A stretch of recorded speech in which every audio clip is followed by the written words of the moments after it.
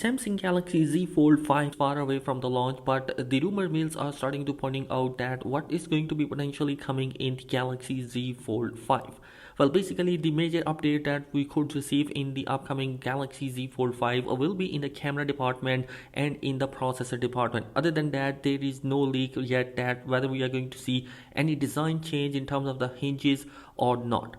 Now, the big update we might see on the Galaxy Z Fold 4 is its camera, potentially the front-facing selfie shooter, which is coming with a 12 megapixel of a camera instead of the 10 megapixel on the Z Fold 4. And also, there will be an update in the rear display, but for that, there is no megapixel count has been given.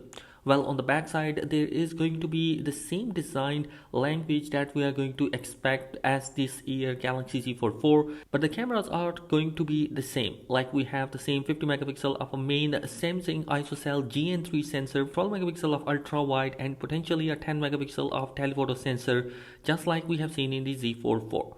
But as the launch date closed down, chances are that we might actually going to see a 108 megapixel camera sensor just like the S22 Ultra. But I think that Samsung is going to be sticking with the same 50 megapixel of a main sensor just because of the pricing.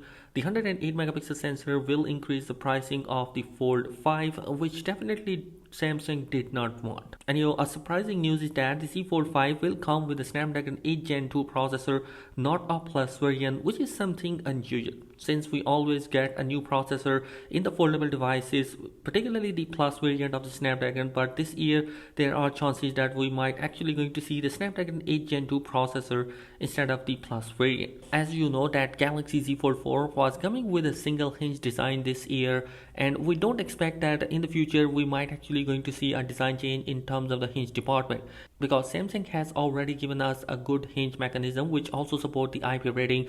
So definitely Samsung will not change that particular design, because in order to change the design they have to completely change the overall architecture.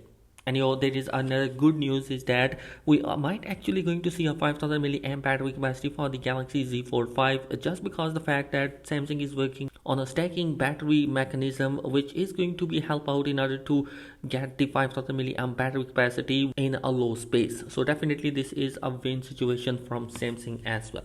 And you guys, we might see similar design of the Galaxy Z Fold 5 120Hz 7.6 inch AMOLED display and a 6.2 inch cover display. On top of that, there could be a better charging of up to 45 watt support instead of the 25 watt on the Galaxy Z Fold 4. But Samsung new technology in the charging algorithm is what makes the difference here, and I think that the 25 watt is still enough for that. We can see that Z Fold 5 coming next year in August, just like this year's Galaxy Z Fold 4. And you guys, if you are interested to see the iOS 16.1 battery drain test, here is the video as well. Do check them out. Thanks for watching. Be sure to subscribe. Peace.